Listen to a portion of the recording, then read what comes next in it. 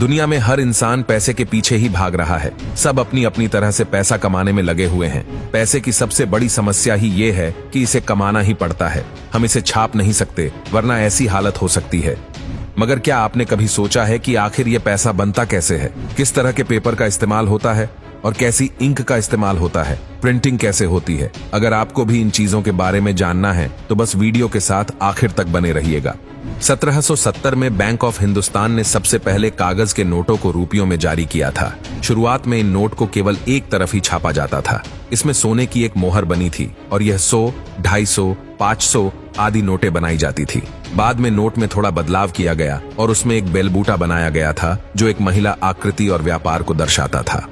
यह नोट दोनों ओर छपे होते थे, जिसे 3 भाषाओं में छापा गया था, उर्दू, बंगाली और देवनागरी यानी हिंदी, जिसमें पीछे की तरफ बैंक की छाप होती थी।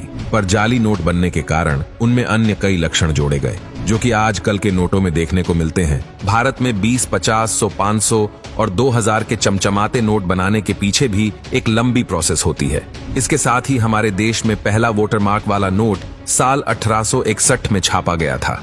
हम आपको बता दें कि पैसों का पेपर घर में इस्तेमाल होने वाले मैगजीन, पेपर, बुक्स और कॉपी के पेपर से बिल्कुल अलग होता है। जो नोट भारत में छपते हैं उनके लिए कागज को विदेशों से भी मंगवाना पड़ता है, क्योंकि एक खास तरह का कागज होता है जो भारत में ज्यादा नहीं बनता।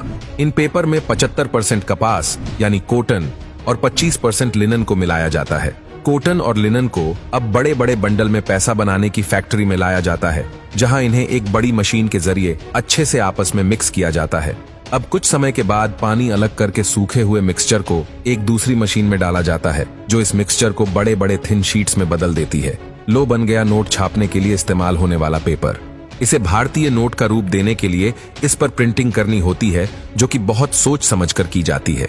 आर्ट वर्क, ग्राफिक डिजाइन और सभी सिक्योरिटी फीचर्स को मिलाकर एक परफेक्ट नोट ईजी स्टेज में तैयार किए जाते हैं। आपने देखा, हर भारतीय नोट के ऊपर एक चमकीली पट्टी देखी जाती है, जिस पट्टी से ही अक्सर लोग यह पता करते हैं कि नोट असली है या नकली। मिक्सचर का पेपर बनने के बाद उस पर सबसे पहले ये पट्टी ही लगाई जाती है। पेपर के सभी बंडल्स को एक मशीन में डाल दिया जाता है, जिसमें एक सही शेप और साइज के अनुसार इन पर पट्टी चढ़ाई जाती है, जिसके बाद इन नोटों पर गांधी जी की फोटो का वोटर मार्क लगाया जाता है। नोट को एक्यूरेट और परफेक्ट डिजाइन देने के लिए मशीन्स में इनके मेजरमेंट और विजिबिलिटी को एक समान ही रखा जाता है। इसके साथ ही आपने हर नोट पर अलग अलग कुछ नंबर्स लिखे हुए देखे होंगे। दरअसल वो नोट के सीरियल नंबर होते हैं, जिसे छापते समय बड़े ही ध्यान से एक ही सीरीज में डाला जाता है। प्रिंटिंग के समय हर चीज को चेक करने का जिम्मा क्वालिटी इंस्पेक्टर की होती है, जो कि कंप्यूटर्स के जरिए इन्हें अच्छे से चेक करते रहते हैं। अब बारी आती है नोटों पर रंग लगाने की। जिस भी कलर का नोट होता है, उस कलर को एक बड़ी सी मशीन में सही क्वांटिटी में जरूरत के अनुसार मिला दिया जाता है। क्वांटिटी पर ही नोट का कलर निर्भर करता है और इसीलिए कलर्स का सही क्वांटिटी में होना बेहद जरूरी होता है।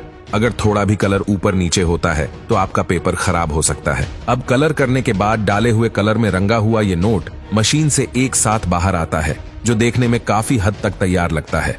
पर अभी भी इसमें काफी सारी चीजें बाकी हैं। अब नोटों पर कलर होने के बाद इन पर लिखी हुई संख्या को एक चमकीले स्पार्कल जैसे पेस्ट से मशीन के जरिए हाईलाइट किया जाता है। जैसे आपने 500 और 2000 के नोट पर हरे रंग से चमचमाती हुई वैल्यू को लिखा हुआ देखा होगा। अब ये हो जाने के बाद एक एक नोट को चेक किया जाता है कि बने हुए नोटों में कोई कमी तो नहीं है ना, यानी इसके colour, serial number, voter mark, design और लिखे हुए शब्दों को प्रॉपर तरीके से चेक किया जाता है। इस दौरान जो नोट खराब होते हैं या फिर जिनमें कोई कमी होती है, उन्हें अलग कर दिया जाता है। सही नोट की सभी शीट्स को अब आगे की प्रोसेस के लिए वापस मशीन में डाल दिया जाता है। अब चेकिंग के बाद मशीन की मदद से इन नोटों को बड़े ध्यान से सही शेप और साइज में काटा जाता है। हर शीट को इक्वल रखकर काटना बेहद जरूरी है, क्योंकि नोट में थोड़ी भी वेरिएशन से इनकी क्वालिटी पर काफी असर पड़ सकता है। काटने के अलावा इन नोटों को सही ढंग से प्रेस भी किया जाता है, जिससे यह एकदम कड़क पेपर की तरह बन जाते हैं। अब सभी नोटों की कटिंग के बाद इन्हें अच्छे से एक ट्रांसपेरेंट पन्नी में बंद कर दिया जाता है, ताकि ट्रांसपोर्टेशन के दौरान ये सेफ रहे। अब एक एक करके क्वांटिटी के अनुसार इन्हें अलग अलग डिब्बों में रखकर बैंक्स में पूरी सेफ्टी के साथ पहुंचा दिया जाता है, जहां से वो हमारे हाथों में आता है।